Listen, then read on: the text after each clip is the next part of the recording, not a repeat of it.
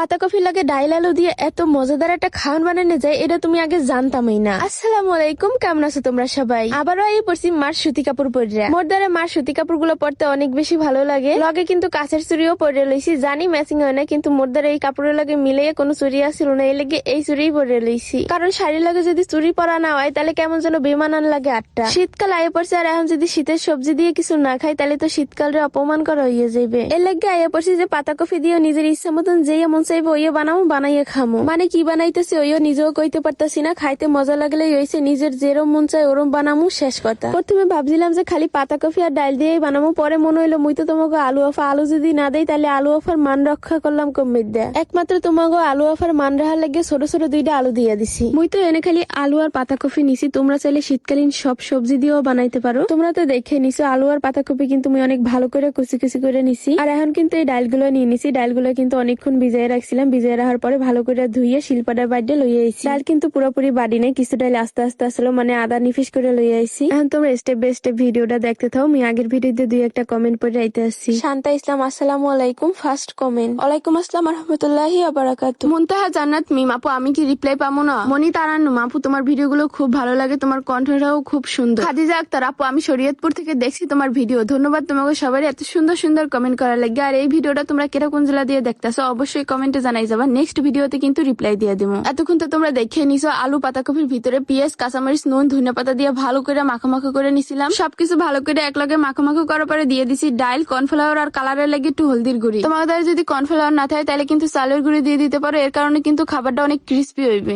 সবকিছু দিয়ে কিন্তু আবারও হাত দিয়ে ভালো করে মাখামাখা করে নিয়ে হাতের সাহায্যে এরকম একটা শেপ দিয়ে নিছি। সবকিছুতে রেডি হয়ে গেছে, এখন খালি তেলের ভিতরে দিয়ে ভাজে নিতেছি। আশা করি তোমাকে তো আর ভাজাটা ভালো করে দেখানো লাগবে না, তুমি কেমনে ভাজতেছি তোমরা তো সবাই ভাজতে পারো। এদিকে আমি কাম করতেছিলাম আর মোর মায়ের মোর দ্বারা একটা পাহা কম্বা ধরাই দিছে, এটা মুখ আপুকে গাছ পাহা কম্বা লহন আমি কম্বা কাটডানি, আমি কম্বা কাটডা আনতে গেছি আর মোর মায়ের দিকে একটু লাড়াচাড়া দিতে আছে। পাহা কম্বা খাইতে তোমাকে কার কার ধারে ভালো লাগে, মোর ধার তো অনেক বেশি ভালো লাগে। আর এদিকে তুমি কম্বা খাইতে খাইতে মোর সবগুলো ভাজা হয়ে গেছে, আর এই তুমি এখন সবগুলো উড়াই নিতে আসি। দেখো কালারটা খালি কতটা সুন্দর লাগতেছে, খালি দেখতে না খাইতেও কিন্তু অনেক মজা লাগতেছিল। তোমরাও কিন্তু চাইলে এটা বাড়িতে ট্রাই করতে পারো। আজকের ভিডিও এই পর্যন্ত, নেক্সট ভিডিও পর্যন্ত সবাই ভালো থাকো, সুস্থ থাকো, আল্লাহ হাফেজ।